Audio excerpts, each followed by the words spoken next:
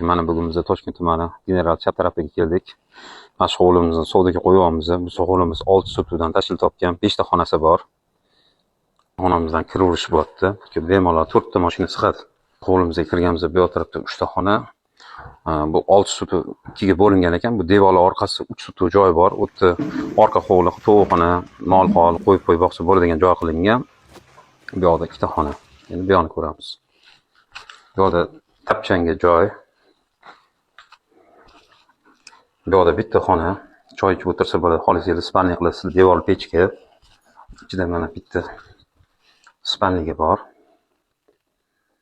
Bu yoqdan chiqqanda bu yoqda tapchanga joy qilingan ekan. Endi bu yoq xonani obzorini qilamiz. Eshikdan kirganda bu yoqda bitta katta hol. Holdan keyin bu yoqimizda bitta zal.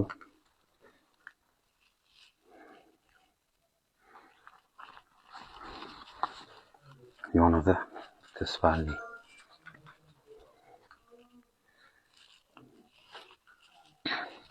Bu tarafimizda bitta oshxona.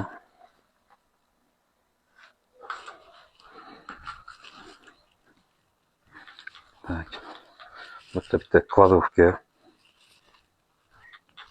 Bu yoqimizda bitta tualet, hammom. Bu zelyoniy zonamizda. Hovlimizda.